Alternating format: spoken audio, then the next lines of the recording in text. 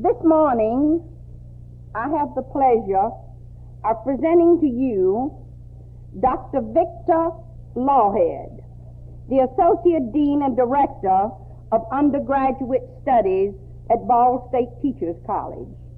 He assumed this position in 1961, coming to Ball State in 1950, first in the capacity of Professor of Education, then as Assistant Dean. He received his bachelor's degree from DePaul University and his master and PhD degree from the Ohio State University. He was a Rector Scholar at DePaul and University Fellow at Ohio State University. He served as a visiting professor of education at Michigan State University and at the University of Maryland. I know you and I are so glad that he has also had experience in the public schools, having taught social studies at Washington Junior High School, which gave him, I'm sure, some good experience along with all of these other outstanding things that he has done. For 3 years, he served as chairman of the National Commission on Core Teaching of the NEA and is president of the Indiana unit of the Association of Supervision and Curriculum Development. He is a member of the National Society for the Study of Education, Association for Supervision and Curriculum Development, John Dewey Society, Phi Delta Kappa, National Education Association, American Academy of Social and Political Science, and Indiana State Teachers College, and yet he has enough left after he pays all these dues to live on. Isn't that remarkable? He is also the author of a number of articles on curriculum development and a reviewer for a magazine that really helps classroom teachers, I can assure you, Educational Leadership and Clearinghouse. He is co-author of Introduction to College Life and contributor to the ASCD Yearbook of 1963 entitled New Insights and the Curriculum. Last year, Dr. Lawhead was appointed as associate in the Leadership Training Project of the North Central Association of Colleges and Secondary Schools and currently serves in CATE. It gives me much pleasure, fellow conferees, to present to you Dr. Victor B. Lawhead. Honey, it's all yours.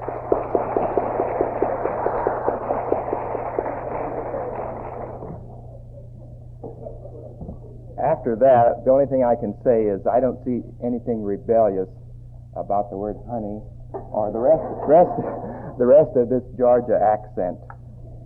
You know, you've been very kind when I've talked with some of you about your experience here, been kind in saying that you've had a fine time, and I know it's been said before, but I'd like to say it again, that this is a reciprocal or mutual kind of reinforcement that you give us. The sociologists make quite a point in their studying the social orientation of children of the fact that a family has a guest in the house. It's at that time that the children see their parents in a little different light. Sometimes the authoritarianism is taken off a little bit. Sometimes the children see their parents more as adults as they interact with this guest in the house. Well, I think it's been that way with us in the 2 weeks that you've been here. I've worked with Helen Sorensen and Les Moss for 13 years, and until yesterday I really wasn't so sure that they agreed with me on so many things. Helen last night gave me some primers about my presentation today. She started this long series of talks about children and wrong conclusions, and I thought she was going to tell the only story I know. It's a story that Roy Robinson up in Michigan, I guess, can claim hold to. But the story runs like this. The little girl was in the dentist's office with her mother, and the dentist was working on the mother's teeth, and while she was waiting there, she kept running her fingers all along these drawers, you know, that the dentists have for their tools, you know, on the side. And finally, the dentist says, "Honey, I wouldn't do wouldn't do that. The other day, a little boy was doing that, and he cut his finger on some of those sharp knives in there. Well, she stopped a few minutes, and was just a little while. She was back doing this again. The dentist said, "Didn't you hear what I said happened to the little boy?" And she says, "Oh, but I'm a little girl." And we have quite a few stories that I think revolve around having the facts but the wrong conclusions. In looking at the morning paper of the story covering your talk yesterday morning, there's an interesting cartoon that reminds me of another one about the wrong conclusions. It has to do with a Ball State student who is a journalism major here, Marie.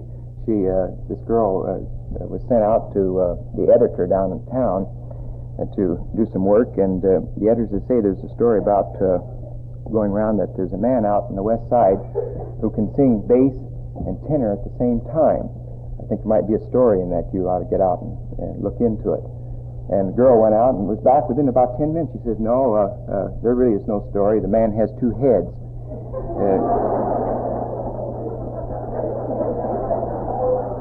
I notice on your program that this is the last session before something called a carnival.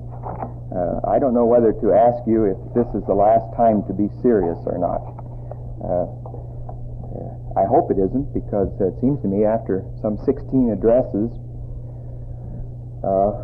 several panel presentations, number of talks in the afternoon in your clinics, you've just about had it.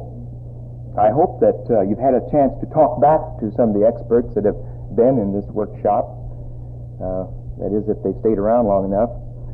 If you haven't, your situation reminds me of another story that I guess belongs to Earl Armstrong. A story about the reporter who was interviewing the lady whose husband had just passed away, and he was asking her if her lately departed husband had any final words to say before he died, and she said, "No, he didn't have anything to say. I was with him until the end." This is about your case here with all of these talks.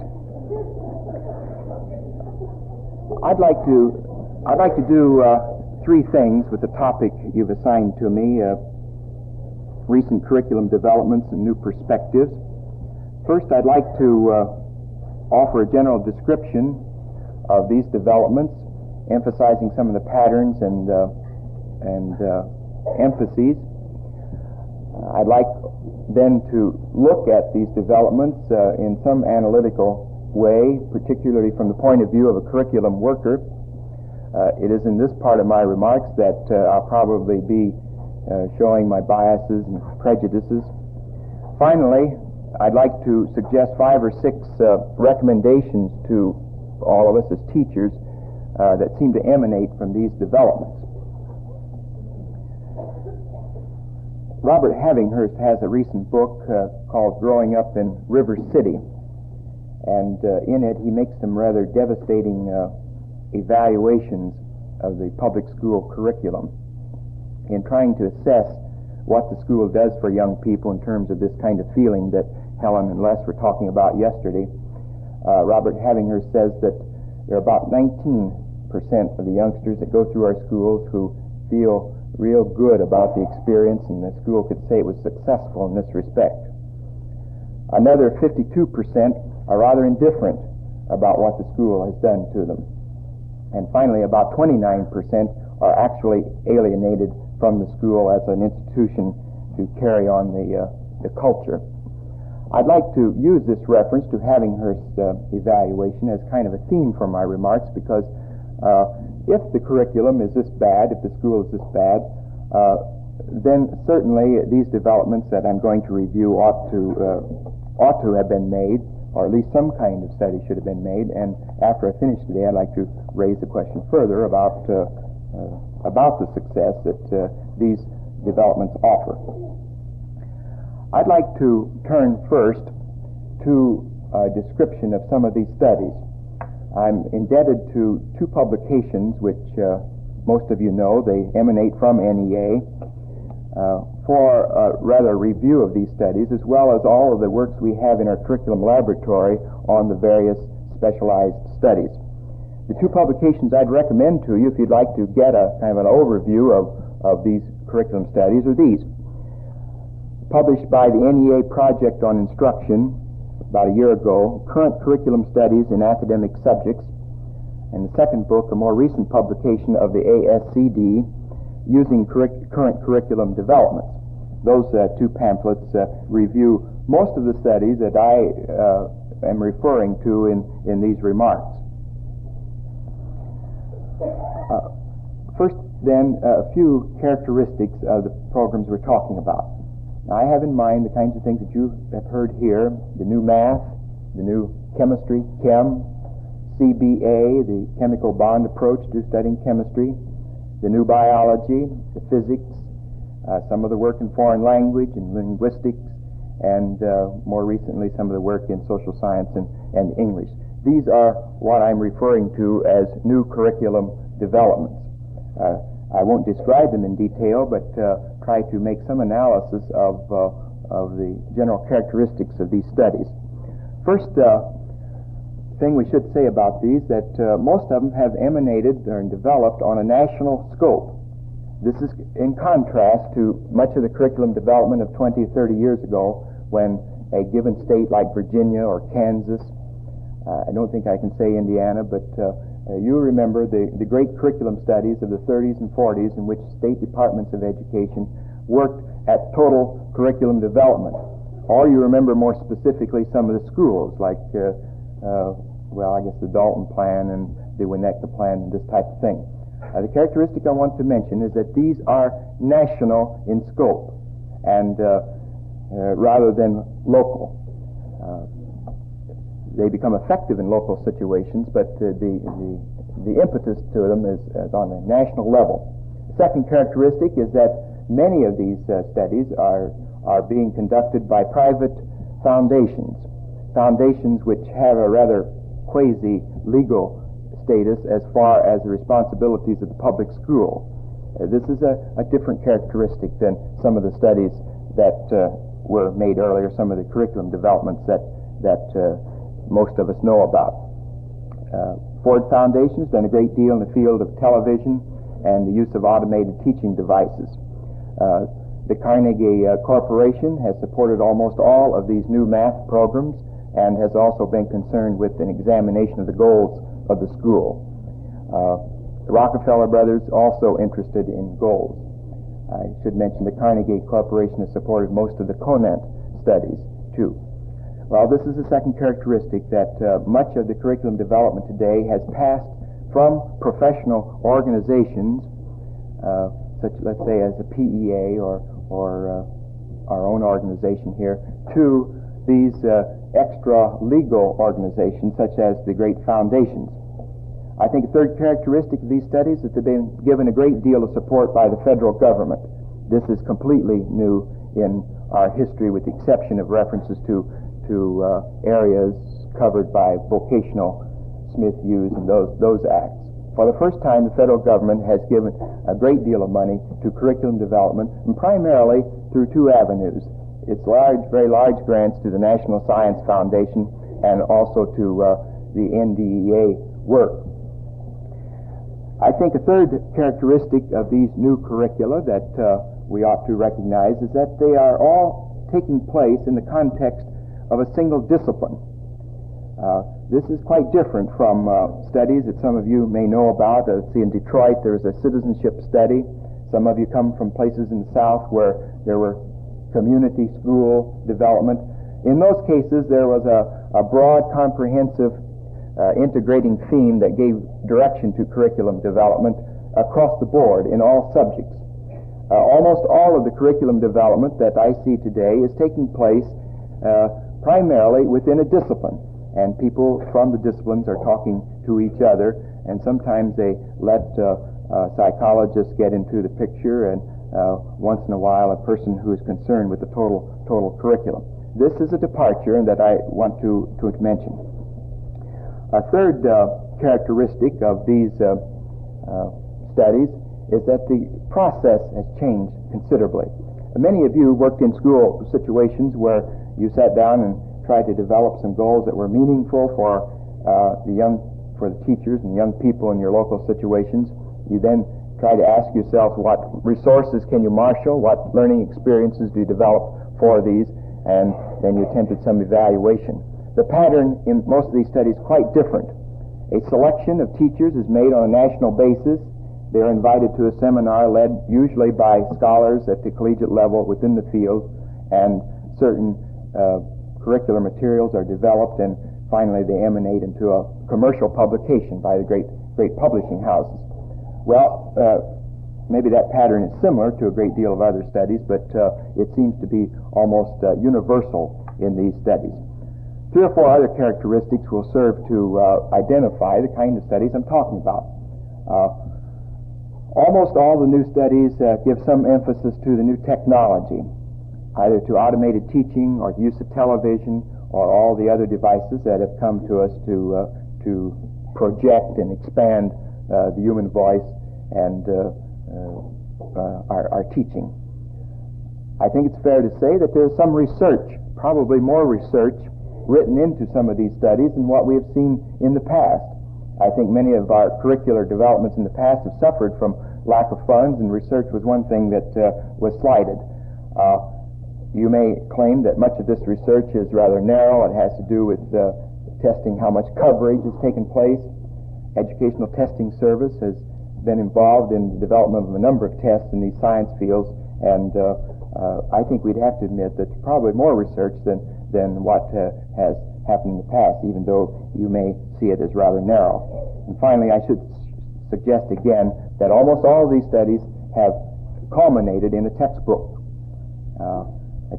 that can be put in the hands of the teacher who has not gone to the national workshop, a textbook that can be used pretty much in the local situation. Well, I've tried to review the general characteristics of these studies. What are the deeper meanings for curriculum improvement? I'd like to mention 2 or 3 areas where I think some analysis is in order. And first, we talk about the sources of the curriculum. For a number of years, most of you in working with curriculum have been quite sensitive to the needs of the learner. Through starting on the curriculum problem with educative needs, you've looked at the learner himself, the kind of thing that has been emphasized here, and you've looked at the culture in which he grows up. And these 2 sources have been the main sources for working with the curriculum. The academic disciplines have provided the vehicles for getting at the goals and the learning experiences that you thought important. If there is a shift today, it seems to me it's a shift away from the child and even perhaps some of the social milieu, and to the disciplines themselves. I think this is probably the most pronounced characteristic of the new curricula, that the emphasis is upon the individual discipline. Sparked by the analytical philosophers of the Cambridge School, men like Wittgenstein and more. Many of our curriculum people today are giving great emphasis to studying the structure of a field, the modes of inquiry, and this type of thing.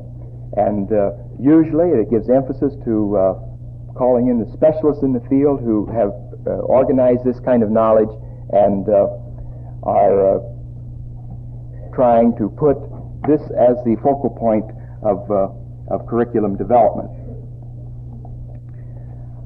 I think it should be said that in regard to the sources, that we are looking again at best practice. As I study Mr. Conant's reports at the teacher education level, at secondary level, and even at the elementary level, he seems to be saying that you can go about the country and with certain criteria look to see what the best practice is, and then to make some inference about what the curriculum ought to be in most schools. This seems to me a kind of widening of the source. I think it's fair, too, to say that even using traditional avenues of the learner or the culture, we are trying to broaden the sources from these particular areas of study. The cognitive studies, the studies in creativity by Torrance, by Getzels, Jackson, and others, of the learner himself, are broadening our concepts of seeing the learner. Similarly, with the cross-cultural studies that some of you may have dealt with in your work with the, I don't know what expression to use. I'm told that you don't use culturally deprived. Culturally disadvantaged, I guess, is the word I'm trying to say. Some of the cross-cultural studies are giving us a new context to work with on the kind of culture in which young people grow up. I'd like to turn to a second characteristic of these studies in reference to sources. It seems to me that unlike many of the studies in an earlier day, there is no basic philosophy behind the current curriculum studies. Now, I hope this isn't too damaging an indictment to these studies, but let me point out what I have in mind. Some of you may remember the 100 Books curriculum of Mr. Hutchins and Stringfellow Barr and Scott Buchanan and those. There was clearly a rationalistic philosophy behind this, a philosophy that said if you study these great writings of the ages, somehow you will have communicated with the wisdom of the past, and these will give you direction. As Mark Van Doren said, there should be no school in which the young mind is exposed to the great thoughts of the past. And like seeds destined to germinate in later years, a full sowing of these would be given to the child. Well, it was clear that there was a basic philosophical orientation to that particular curriculum development. The studies of the eight-year study and the 30-school study of the 30s clearly oriented to a philosophy of progressivism of the PEA at the time. Some of you come from Florida and Kentucky and Vermont, where the Sloan Foundation spent a great deal of money and effort into curriculum development, premised primarily on the idea that the school ought to have some material outcome in the lives of young people, and they attempted to raise the level of living.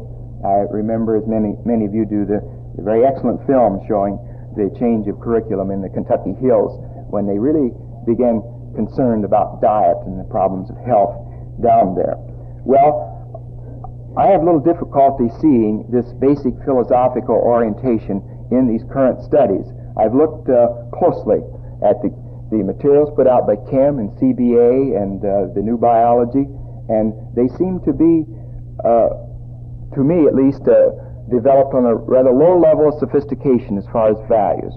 There's an assumption that we have to teach more math and more chemistry to keep up with the Russians, and most of those materials jump right into the picture.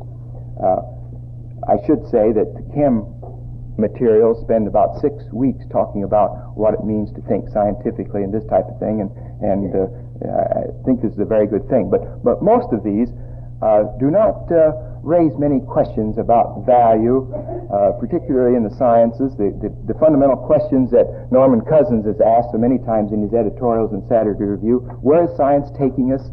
What is the place of value in a world of fact and this type of thing? I don't find this philosophical orientation here. Reminds me of an experience I had as a student teacher. I remember I taught history down at Greencastle, Indiana, and after I thought I'd done a pretty good job one day with the Albany Plan of Union. If you remember your history, this was one of the early attempts to unite the colonies before 1776. And Mr. Skelton, the supervising teacher, asked me afterward. He says, "Mr. Lawhead, what were you trying to do today?" And I was very clear. I was teaching the Albany Plan of Union. And he said, "Well, yes, I know you were talking about the Albany Plan of Union. What were you trying to do?" And I kept insisting that I was teaching the Albany Plan of Union. And as far as I remember about that episode, I didn't realize until years later what he was really asking me to. What am I doing when I teach the Albany Plan of Union? I feel this way about some of the efforts that are being made currently. What are we doing? There seems to be no basic value orientation behind some of the things we're doing. We're certainly probably teaching chemistry better and we're teaching math better, but to what end? I'd like to say, too, that it's related to this lack of philosophical orientation that these studies don't seem to have any grand design to them. I think of the things that went on down in West Virginia and in Kentucky, where the community schools were organized, or I think of the Citizenship Education Project that had a rather comprehensive theme of curriculum development in all areas. I have trouble seeing the grand design of a comprehensive school program in any single one of these studies. And a little later I propose to say that's one of our tasks as teachers to try to look for this. I don't know whether you've looked at the reports of the Cooperative Research Program of the Office of Education, but I'm always amazed at the minutiae of little studies being conducted in isolated centers, some in schools, some in universities, and this type of thing. One would like to ask sometime, how could you put all these together and really improve the total school curriculum? Let's turn now to the centers of organization. This is always a very pertinent part of any curriculum development scheme, and let me make some comments. Most of us have been used to, in years we've been in school, of recognizing that the educative needs of young people fall roughly into two categories.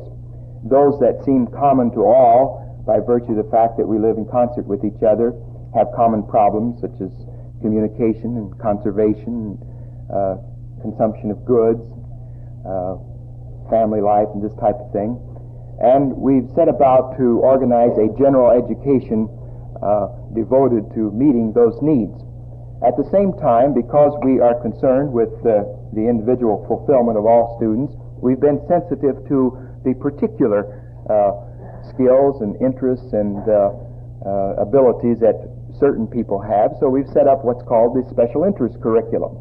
And here's a girl who wants to learn something about house decorating, or a boy who needs to know how to fix automobiles. We put these as elective subjects into the curriculum.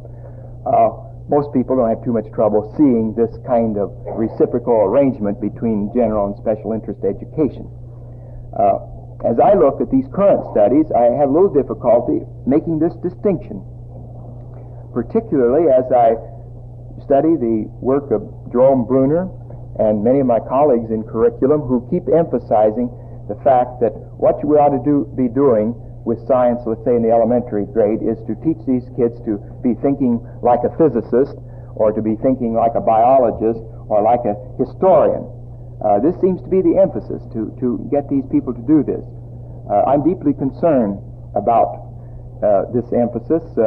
It seems to me if I had youngsters in the school, at that level at least, I'd want them to start thinking intelligently about the great problems in biology, and we have them today: population, this type of thing, health. I'd want them to be thinking intelligently about what history means to us and where it's taking us, this type of thing. I don't think I'd be concerned about having him think like a historian, unless he planned to be a historian. I think there'd be plenty of time to do this. I'm not the only one concerned about this problem, and I'd like to read, with your permission, a passage from Gardner Murphy's recent book, the publication of the John Dewey Society. In commenting on this premature specialism that's taking place in our schools, elementary schools and junior high schools, Murphy has this to say: with the ancient guru of India, there was a deep commitment to the view that for years upon end the youth would incorporate within himself the basic attitude of the teacher. This way of thinking in our own society, in a relatively unpretentious form, seems to have lain behind the conception of continuity of teachers during the grades, and even in the junior high school and the high school, in the thought that such continuity is strength for the learner, even though the progressive specialization of subject matters may mean less and less explicit competence of the individual teacher in the newly essayed specialized subject matters. Now, when it comes to general science, or a general view of social science or of literature, it is agreed that it is not so scandalous to let one teacher handle the diversities and complexities. However, let the physics be really physics and not just part of a general science course, and we are scandalized if the biologist tries to teach it. This seems to involve a lack of respect for the subject matter and even for the learner himself. The issue to which I draw attention is the likelihood that with increasing specialization in his studies, the child will require more and more identification models. There will be a model in his mind regarding a physics teacher, a French teacher, a history teacher, and his choice of vocation may be built in as a consequence of the choice of models and the way in which the models interact with specific subject matters. The child must fit his own incompletely formed personality into these various models or molds as well as he can. Some of his pre-professional difficulties, I believe, are connected with this phenomenon. I am not sure that the problem is soluble without more facts. I would stress, however, two equally serious dangers. One, that education become fragmented for the individual in terms of the proper approach to take when you see life in terms of experimental science, the proper approach to take when you see life in terms of a historian, or as a specialist in literature. These fragmented or specialized viewpoints not only prevent the spirit of science from entering into the study of history, and the spirit of appreciation of the beauty of this world from entering into the study of science, but convey the feeling of the impossibility of communication between the various cells in the chamber nautilus which make up the partitioned mind of the learner. It follows that such creativeness as he achieves is creativeness within subject matter, not creativeness with reference to life, not creativeness with respect to new modes of integration which lie there in the structure of the world.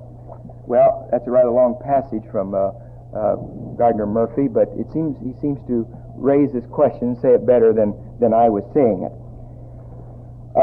In this context of forcing a new specialism onto students and putting it down even into the elementary grades, I think it would be fair to say that there is still a claim, though, however, for integration. And almost all of these studies seem to me to claim that they do the real fundamental integrating aspect. Now, I know you may have reservations about talking about any subject being integrative. I guess what we ought to talk about are the integrating personalities that we're seeking. But I've been impressed by the various claims that these groups have made. I'd like to quote from one little pamphlet put out by the NEA on by the Project on Instruction. Here are three disciplines speaking. I'll leave the discipline out and let you guess what it is, but they're making basically the same claim. The study of blank as a social science discipline has these facets: analysis of systems of messages, communications, learning about institutional factors affecting production and consumption. I'm trying to read some claims made by these separate fields for integration. Talking about this same discipline again, that says that this study provides also an examination of processes that define the broad areas of life and reality, that seek to guide public expression, that impose perspectives of thought, action on the new culture. Here's another discipline speaking in the same publication put out in this scholar seminar by the Project on Instruction. Blank, and this is the discipline, blank can provide coherence and order for an otherwise chaotic world picture by outlining the cultural processes that have come out of the past and are moving into the future. You may think that's sociology or history, and it's not. It's another subject that makes this claim. Another one. Only through this discipline is it possible to see all the various subject matter fields in the modern curriculum as aspects in the life and culture of a people. History acts as a synthesis, giving it away. Not a synthesis which swallows up the separate disciplines, but one which illuminates their relationships and at the same time preserves their value as separate subjects. Maybe I'm laboring the point here. What's being said is that somehow, if you just emphasize all these separate disciplines, each of them is an integrating experience for the youngster. This is interesting in a day when Sir Charles Snow has made so much capital of the fact that there really isn't too much basic difference between the humanities and the sciences, or to have a man like great scientists like Bronowski, who's also a novelist, who make the claim that if you look at science, there are only about three basic ideas: the ideas of order and cause and chance, and that you can find these in other disciplines other than science. It is interesting that we have these dichotomous tendencies going on, and that we're listening so much to the one that's pushing us to a rather narrow specialism. Well, if we would give up, if we move away from a concept that emphasizes distinctions between general education and special education, where are we going? I've mentioned a few on the outline that's been given to you. In this publication I just quoted, Scholars Look at the Schools, one suggestion was to speak of a nuclear curriculum, which would be made up of the great principles and ideas that seem to be worthwhile enough that every child should learn them, and then the cortical curriculum, which is around this nucleus, and that would be more appropriate to kids with special interests and that type of thing. Hilda Taba, in her curriculum design, talks about a dually oriented curriculum, which you emphasize knowing, and this is kind of a sop to the emphasis upon knowledge and this type of thing, and then, of course, valuing, which he thinks is equally important. Or Alice Mile, who organizes her curriculum in this new yearbook that was mentioned earlier, around the problems approach and the disciplines approach. I fear in these suggestions that we're going to go back to a kind of a dichotomy that existed when we used to say to youngsters, well, if you learn some of these things that don't seem very interesting to you, stay with it long enough, we'll take you on a field trip at the end of the week or the end of the unit, and you'll get some practical experience. So I'm a little concerned about this kind of separation. I'd like to turn now to the curriculum processes that seem apparent in these studies and make a few comments in that direction. It seems to me that unlike the processes that many of you know about of having a local school group work on curriculum problems and try to develop materials that seem meaningful there, there's a new development, the use of these national workshops in which you have a teacher coming back from a national workshop and trying to fit into the local school situation. Many of the supervisors of curriculum and elementary supervisors tell me that they often don't know very much about what's going on in respect to these new studies, that a teacher has been sent to Colorado or to someplace, has been given the word in the new math or new science, and comes back, and as a person working in the school has to develop this. One of the concerns of ASCD is to try to bring the professional curriculum worker back into this picture. And in many cases, that person has been bypassed to a large degree, even the principal of the school or sometimes the superintendent. However, I should say that usually the superintendent is not bypassed. Most of these programs have pretty good public relations orientations, and superintendents are brought in for briefing and this type of thing. I recall one meeting that some of us attended at University of Chicago not a month after Sputnik, in which we were guests, basically the Ford Foundation, I don't think of the University of Chicago, but really given the word on what curriculum ought to be. These were superintendents primarily that were brought in under this program. Another problem is to translate some of these designs that are coming out of these curriculum into a classroom level of operation. People here in Indiana and surrounding states have problems making MPATI fit their own programs. I've talked with teachers who were pretty secure in all their lives in working with youngsters at various grade levels, and they frankly admit to me that MPATI causes them to raise real questions about how they're going to operate with youngsters. This is one of the problems of process that seems to emanate here. Another problem is the matter of using the power structure. I've mentioned in these readings that some people like Gordon McKenzie and others at Columbia University are emphasizing the power structure, just as NEA has some concerns about working with sanctions and this type of thing on professional problems. It seems to me, even in the curricular area, some of us are up against some very strong competition when it comes to the use of funds and slick magazine coverage and this type of thing. We're going to have to learn a great deal more about how to use the power structure within the profession in relationship to curriculum. Another strategy that is necessary is the diffusion of innovation. All of us are aware of how long it takes to get good changes into the school program, and I think some of you may be amazed at how less time it takes to get some bad changes into the program with the right kind of promotion, this type of thing. We probably could learn some things from the rural sociologists, people of that sort in this sense. I've referred to George Macia's studies. He's done a lot of work with systems theory and would be willing to send you copies of the work done at Ohio State in this area, in which they try to see how long it takes to get certain changes that seem desirable. Finally, in terms of a new strategy, we hear a lot about new proposals for organization. Paul Hanna's made a great deal of point of the need for a national curriculum commission. People have objected to this strenuously. As I see the project on English and social science organizing, it seems to me we're moving to some kind of regional organization for curriculum development. Some of the large universities, along with public schools, are serving as regional centers. I don't think I'll say too much about the next category I proposed there.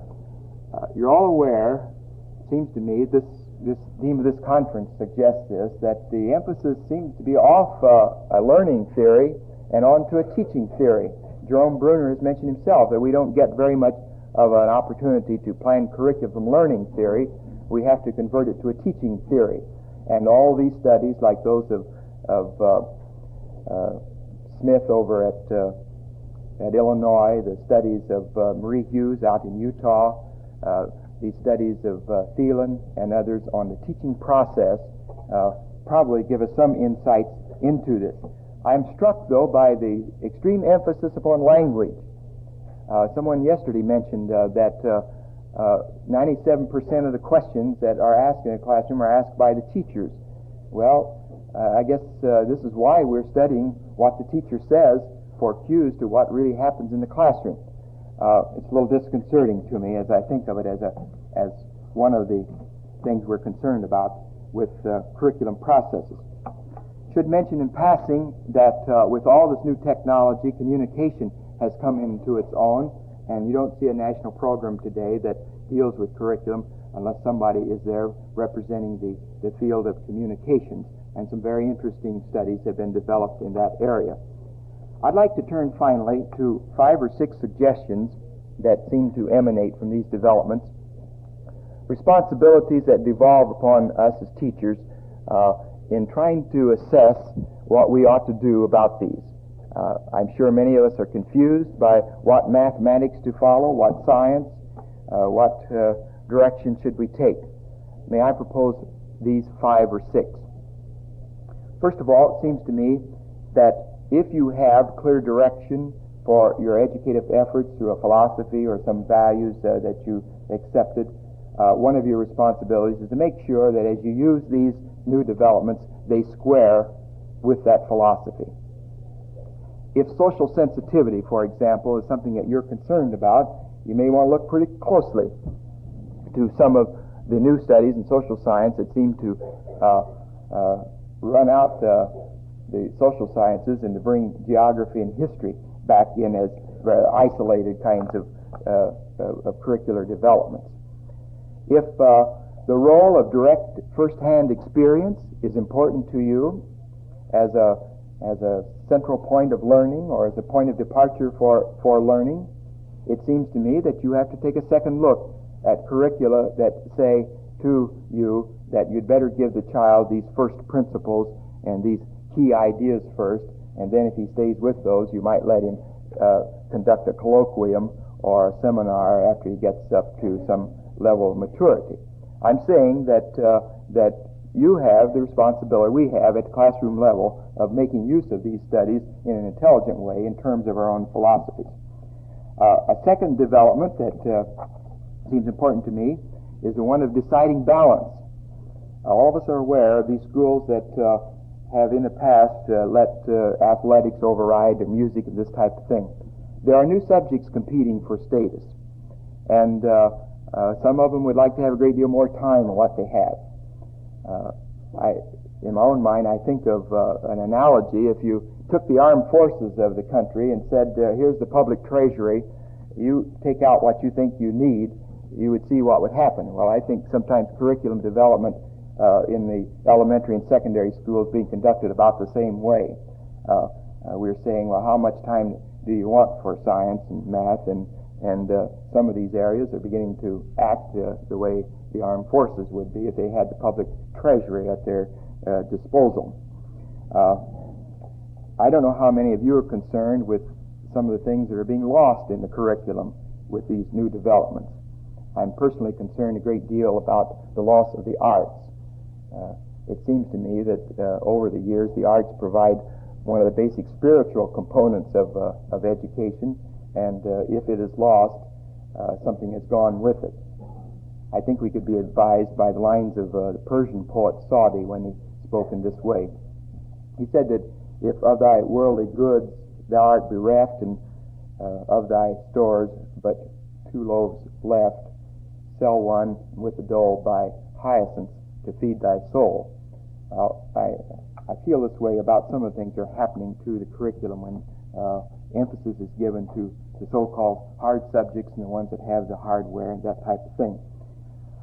Third responsibility is to try to adapt these programs to local needs. I spent a year in Maryland one time studying their curriculum, and I was impressed by one facet, and I don't want to pick on Maryland because there's somebody here, but I could use another example of one. But they had a lot of work on conservation out in Maryland, and there were beautiful units of work studying how people out in Washington State were doing away with their trees too fast, or Michigan, and how soil was being eroded in the Great Plains area. But not once did they look at the Chesapeake Bay, where the oyster beds were being gouged out faster than they were being replaced, I think, at the time. And there's a tendency sometimes to pick up national concerns and think of them as being applicable to the local situation. Now, certainly principles are applicable. Some of you who worked with the culturally deprived will find basic principles in the Higher Horizons program. But the problems in Harlem aren't always the same as the problems in Muncie. There may be similarities, but there are some differences. So this is another responsibility that we have as teachers, to make these local applications. Same thing about making applications to your local school organization. Many of these national studies call for a breakdown of what is known as the self-contained classroom. And you have to make the decision whether or not you want to sacrifice that kind of thing to do the kind of thing proposed in the curriculum. Another responsibility, it seems to me, is to bring the cooperative aspect of curriculum development back into the picture. As teachers work in a given school system or in a given building, they sense the total curriculum and how its effect on the child. Many of these curriculum developments that are being given to you in fine packages don't represent the highest level of cooperative development. And we have long experience of the failure of curriculum programs where a teacher is taken away someplace for the summer and gets all interested in an idea and then starts it back in the local system and then is transferred or hired by a college or done something, and then the curriculum falls apart. We have a great deal of experience behind this that suggests that a real curriculum is one that's forged out over long years of cooperative work by all teachers representing all disciplines and by this working in concert. So this seems to me one of your responsibilities as you face up to these new curricula. I suggest finally that the evaluation aspect has not been done very well, and that any real evaluation is going to have to be done by you. You will have results given on educational testing services exams and this type of things, but if your values are any broader, and I hope they are, than some of the values set forth in the opening pages of these books, then you still have a problem of evaluation. Well, I started out by mentioning Robert Havinghurst's rather dismal evaluation of education in River City. But as I review these studies, and as I think of the great problems facing us, problems of racial disharmony, population press, urbanization, this type of thing, and as I think of these problems, and with these curricular developments, and of having her dismal prophecy, I want to ask a question. Will the next generation of the children of Rivertown, will we be any more successful than only 19% with these children? Stories told about Alexander the Great meeting Diogenes, and when the great conqueror was brought before the great teacher, he asked, can I do anything for you? And the reply of Diogenes was, yes, you can stand out of my light. I think as you continue to spotlight the child and go back into your situations, my best wish for you would be that as you are confronted with these great packages of curriculum development, with all the hardware that they offer and some of the financial advantages they offer, you will make sure that they don't stand in your light as you spotlight the child. Thank you very much.